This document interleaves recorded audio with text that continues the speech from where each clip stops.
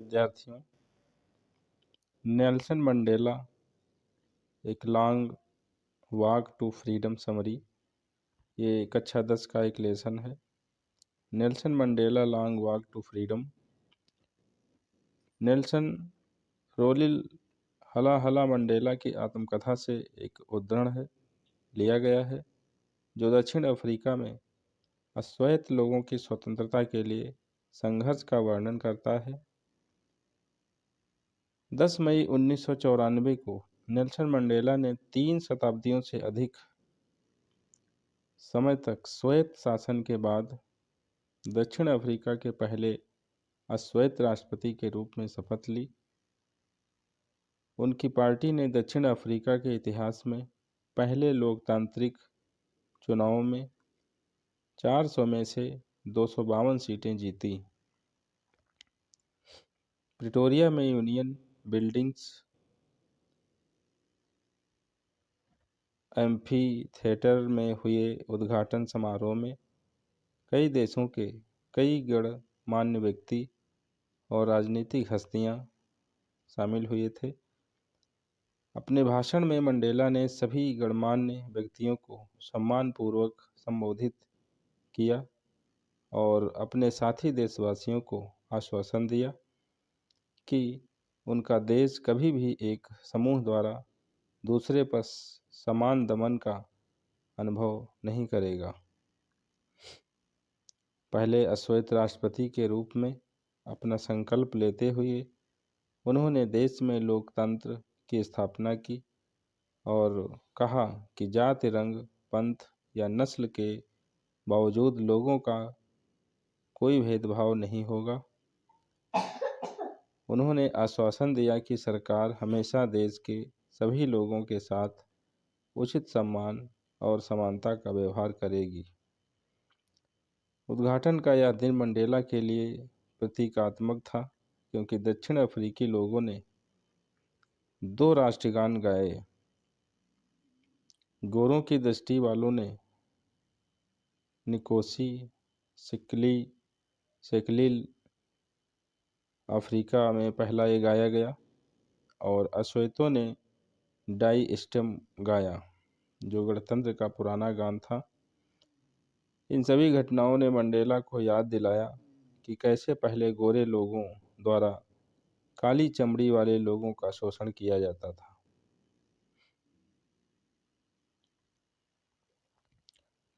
उन्होंने अपनी जाति के दर्द को गहराई से महसूस किया और कहा कि इस तरह के दमन और गोरी चमड़ी वाले लोगों के अपनी ही भूमि पर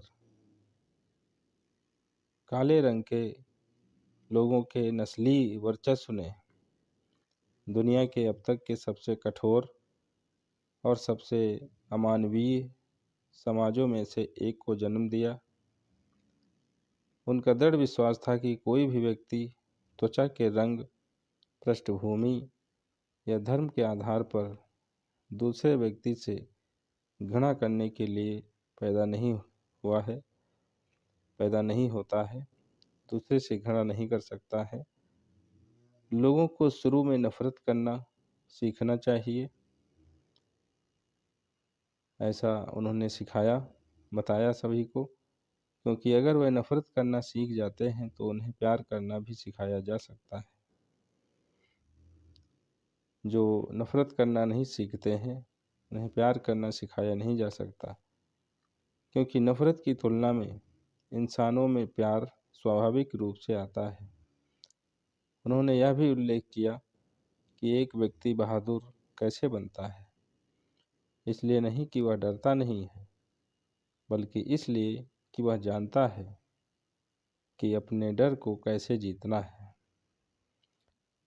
मंडेला ने यह भी कहा कि जीवन में प्रत्येक व्यक्ति के 2 प्रमुख दायित्व होते हैं, 2 कर्तव्य होते हैं।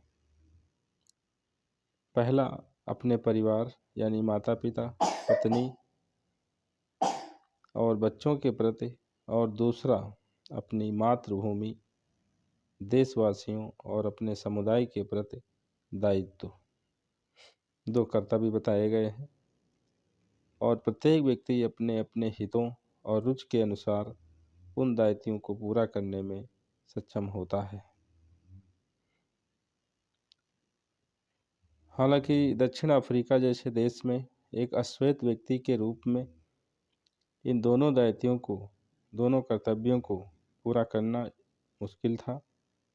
इससे पहले कि लोकतांत्रिक की लहर किसी तूफान की तरह देश पर हावी हो गई, जब मंडेला वयस्क हुए तो उन्होंने महसूस किया कि स्वतंत्रता उनके देश के काले चमड़ी वाले लोगों के लिए केवल एक भ्रम और प्रकृति में अस्थायी थी।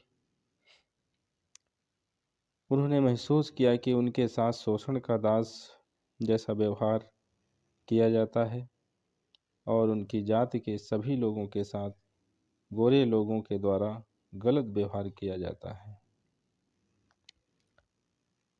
मंडेला के अनुसार स्वतंत्रता सभी के लिए अविभाज्य थी, सभी को स्वतंत्रता मिलनी चाहिए थी, लेकिन उसके रंग और जाति के लोग अत्याचार की जंजीरों में बंधे थे।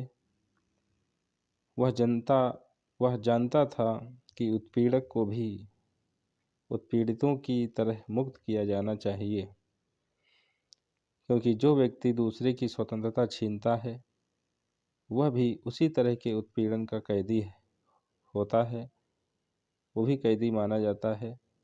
इस प्रकार उत्पीड़क भी स्वतंत्र नहीं है और स्वयं को दमन की जंजीरों में जकड़ा हुआ महसूस करता है। ये कक्षा 10 में लेसन है जो कि इस समय चल रहा है। उसका हिंदी सारांश इस तरह से बताया गया है इस वीडियो में।